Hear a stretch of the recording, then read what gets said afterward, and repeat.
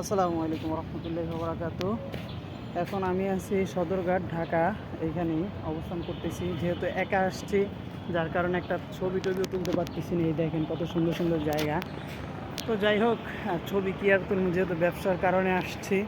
তারপর আমরা যারা ব্যবসায়িক উদ্যোক্তা, তাদের জীবনটা এরকম যে তারা মনে করেন ঘোরাঘুরি করতে পারে।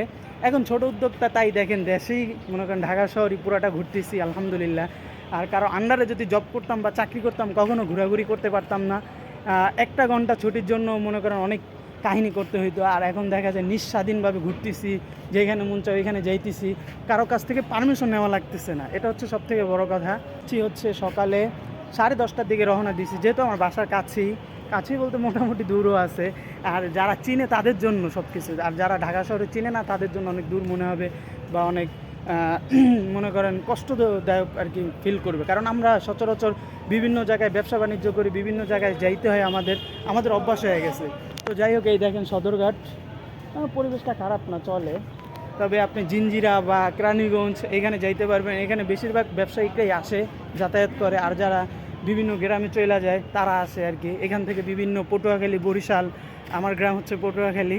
তো যাই হোক, লঞ্চে ভ্রমণ করাটা খুবই আরামদায়ক। আর খুব মানে একটা অন্যরকম একটা ফিল দেয়, অন্যরকম। ওই দেখেন ব্রাজিলের পতাকা উঠতেছে ভাই।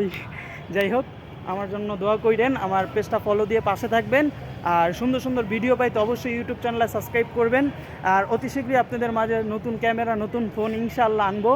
তবে আমার ব্যবসাটা একটু দাঁড় করাতে হবে ভাই। জানেন, অল্প পুঁজিতে শুরু করেছি, আলহামদুলিল্লাহ বর্তমানে ভালো একটা অবস্থা নিয়ে আসি। আল্লাহকে হাজার হাজার শুকরিয়া।